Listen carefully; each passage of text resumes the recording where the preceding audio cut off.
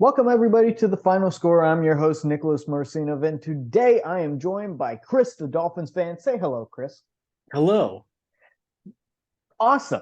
This is a show where I challenge all my friends to try to predict the NFL season the best.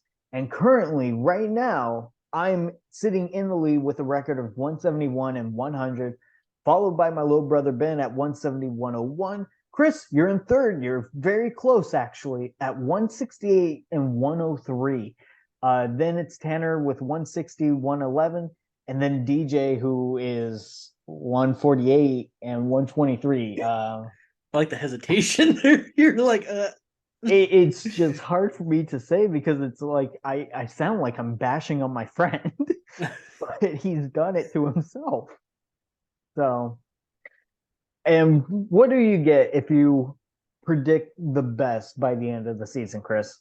well, you see, I haven't won, so I can't really show, but we would be able to win a jersey out of your pocket. That's right, out of my pocket. And I won last time, so I got a nice Cleveland Browns jersey. If I win this time, I'm going to definitely get my favorite wide receiver in the whole league, the best damn receiver. Who is it? Tyreek Hill. Hey, Absolutely. can you get it in my size so we can share it? Oh, absolutely, bro. Yes. All right. Well, let's go ahead and just jump into our wild card predictions. Let's not wait any longer. We have a bunch of big games this weekend. Starting today, Saturday, January 14th, it's the number 7 Seattle Seahawks taking on the number 2 San Francisco 49ers. Tell me about this game, bro. Well, tell you the truth, this is both kind of Cinderella stories because at the beginning of the season, nobody thought that these two teams would ever really make it this year. You have the Seahawks who are they kind of rested their baggage, so to say, on Geno Smith, hoping that he can do something for them. And then the 49ers, after losing Trey Lance in week 2, I think it was, or week 1, they relying on Jimmy Garoppolo, and then all of a sudden he goes down, and then they got Brock Purdy, who's gone 5-0 in his first 5 starts. Mr. Irrelevant's not so irrelevant now. Both these teams have been playing their heart out. Unfortunately, sorry, Seahawks fans. I don't think you guys are going to be able to take on the 49ers, especially at home. 49ers have just got everything going right for them. They've got the quarterback, they've got the defense, they've got the offense. I'm sorry, not sorry, but you're not going there. I'm going with the 49ers. I'm also going with the 49ers. This so one common misconception that a lot of talk shows will bring up is it's hard to beat a team 3 times in a season. Now, this statement is skewed because what they really are saying is it's hard to get to a scenario where you have the opportunity to beat the same team 3 times in a season. That means that you swept them in the regular season and then you met in the playoffs. That's the case with the San Francisco 49ers and the Seahawks. San Fran has swept them in the regular season and are facing them for the 3rd time. If you look at the actual statistics, the team that won the first 2 games, I think it was like 60 or 70% of the time go on to win that 3rd game. Obviously, the last time this occurred with the Tampa Bay Buccaneers and the New Orleans Saints, Buccaneers got the best of that one. But like I said, whenever they say it's hard to beat a team 3 times in a season, that just means that it's hard to get to that opportunity. 49ers should be able to take care of business in this matchup. This is like one topic that I'm always just like super like particular on. So yeah. No, all Where's right. my Viking Stadium right there?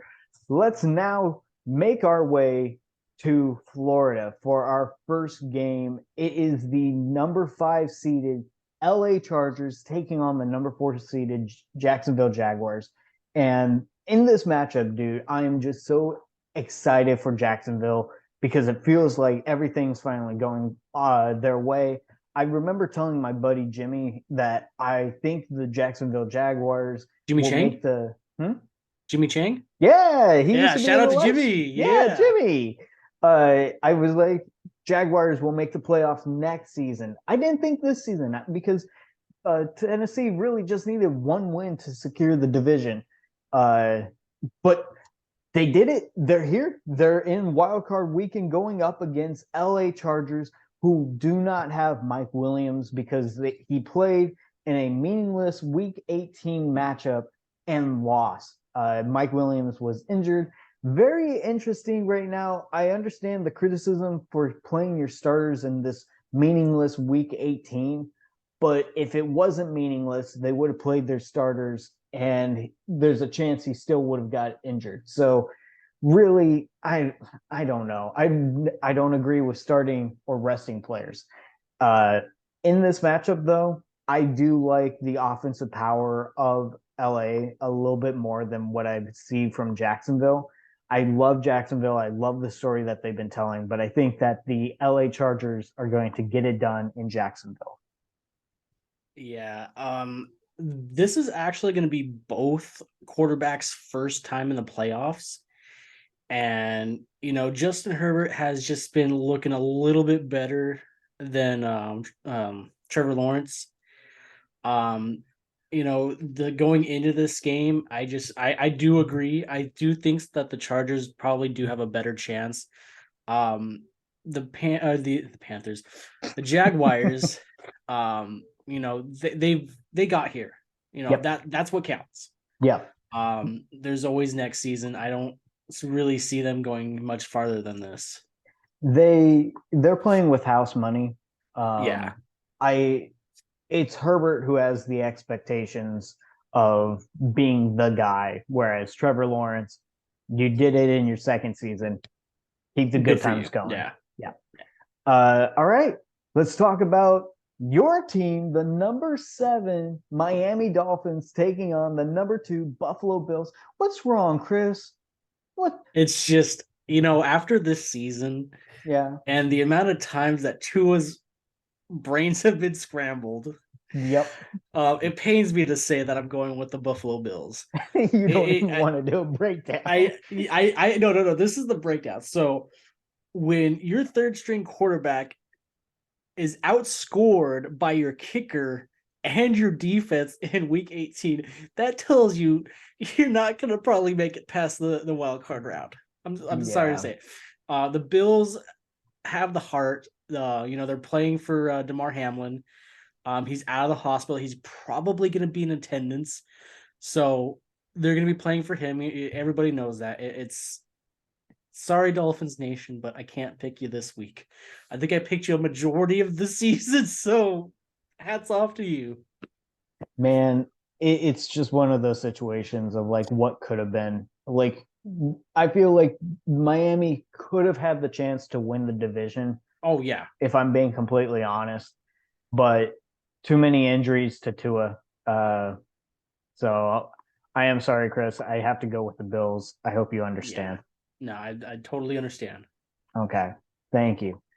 Let's move on to the second matchup on the Sunday calendar. It is the number 6 New York Giants at the number 3 Minnesota Vikings. Minnesota. So in this matchup, the number 6 New York Giants, I think, kind of surprised everybody this season, and they definitely cooled off at the end of the season. Let's not forget that they were hot to start, but then they quickly died off. Uh, they're probably going to re-sign Daniel Jones, which I think everybody else in the NFL league is like crossing their fingers. Like, yes, please continue to use that bad quarterback for as long as possible. Fingers crossed. And you're going up against the Minnesota Vikings, who at the start of the season looked like the best team in the league, in my opinion. But then quickly we realized that they don't have a defense. They don't play defense all too well. And whenever these two teams did made up last time, it took a 62-yard field goal for the Minnesota Vikings to beat the New York Giants. this is going to be an interesting game. I feel like the Giants are going to learn from their mistakes. And the Vikings, they really need to play better defense because the offense is not the thing that troubles them. It's just the defense. With that in mind, though, I think I have to.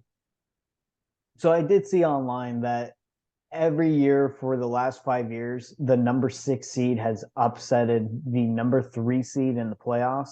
I don't think that's going to be the case. I'm going with the Vikings and Skull.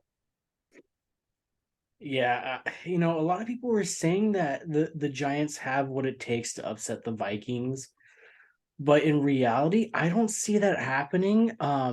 Just the fact that they cooled off super bad. Yeah. Like they went from like the top of their division pretty much to number 3. So I'm gonna go with the Minnesota Vikings too. I want to just take a quick look at the Giants and their last couple of games. So last week they lost to the Eagles 22-16, but they weren't playing their starters. They beat the Indianapolis Colts 38-10, lost to the Vikings 27-24, beat the Commanders 20-12, lost to the Eagles 48-22. Well, geez. They tied with the Commanders 20-20, lost to the Cowboys 28-20, lost to the Lions 31-18. I feel like if Vikings just play their type of offense, they should be fine. Yeah. So yeah, both going to with the Vikings. I don't know if we're going to pick against each other this week, man, which I is don't not know. good for you. Yeah, definitely not good for me. Let's move on to the last game of the Sunday lineup. It's the number 6 seeded Baltimore Ravens at the number 3 Cincinnati Bengals. You get to pick it, and I have a feeling we're both going to pick the same.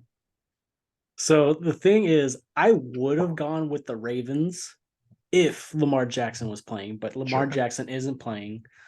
So I'm gonna go with the Bengals. Both of these teams, actually, the Ravens, I didn't even know they were that good this season. To be honest, I didn't know they squeezed in. I thought they were like way gone. Yeah, Um, but having a 10-7 record without Lamar Jackson, a majority, well, not a majority, but like a good chunk of the season, not bad. But the Bengals just are good. Joe Burrow is good. Like he's proven himself that he can be an elite quarterback, and he's got the offense, he's got the defense. It's like another 49er situation again. sure. I totally understand that. I'm Yeah. also going with the Bengals. Biggest factor is just there's no Lamar. Yeah. We are getting the same exact matchup as last weekend. Just it's going to be more of the same. Bengals are just going to dominate. Yeah. So sorry, Baltimore, but you should probably re-sign Lamar. I would be so surprised if they don't re-sign him in some shape or form. I Uh, would be too. moving on to the Monday night game, which, by the way, I don't know if they have always done a Monday night game, but it infuriates me because I'm in Florida right now. I wanted to go to the Buccaneers game, and it should have Oh, been the Sunday night game. But no, we have to do it on Monday, the day I leave. So, oh well. Anyways, number 5 Dallas Cowboys at number 4 Tampa Bay Buccaneers. In this matchup, America loses essentially because just straight up, it's either the Dallas Cowboys getting one game closer to the Super Bowl, which I don't think anybody outside of their own fandom wants. And then you also have Tom Brady, who, whenever playoffs start, he turns into a god. I don't think anybody wants to see Tom Brady get another Super Bowl except for Buccaneers fans, Patriots fans, and just any other bandwagon, only know Tom Brady fans. With that being said, analytically, I'm going with the Dallas Cowboys. I know that Dak Prescott is currently tied for the regular season in interceptions thrown. Uh, I hear that, but I also look at it at the other side where Tampa Bay's offense is not where it should be whenever you have Mike Evans, Chris Godwin, Leonard Fournette. You have great tight ends. You have a solid defense. It's not performing at the same level. They did beat the Dallas Cowboys week 1, 19-3, but Dak Prescott got hurt in that game. I think that another important role for the Dallas Cowboys went down. And over this season, they have not lost back-to-back games. In fact, they've gone on winning streaks after a loss. So they just lost in week 18. I think that they will start a new winning streak, unfortunately, but I'm going with the Dallas Cowboys. Now, last week I did say that the Cowboys were going to choke, and let me redact that statement because as a player, I hate Tom Brady more than I hate the Dallas Cowboys as a team. So I'm going to go with the Dallas Cowboys. Oh my God, dude. Yeah, I was super tempted to pick them because I was talking to this customer at work, right? And he was saying that, the Cowboys, they're good and everything, but it seems like Tom Brady, every time we play him, he always has our number. Like, he always beats us. But I think that's going to change. I think that this is the game that the Cowboys finally beat Tom Brady, hopefully. Well,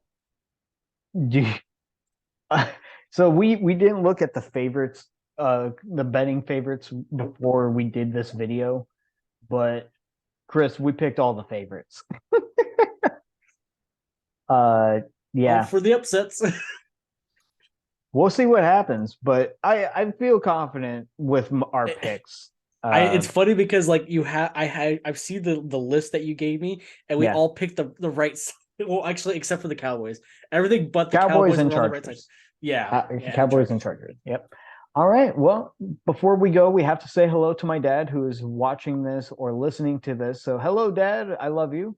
I hope you're having a good time out there. And yeah, anything else you would like to say, Chris? No, that's it. Fantastic. All right. Well, these have been our wild card predictions. Let us know who you got in these games down below. And if you enjoyed it, please like and subscribe. It really helps out the channel. I hate doing that. I sound too artificial. So if you don't want to, that's fine. Hopefully we'll see you back again real soon. And that's the final score. Thank you and good night.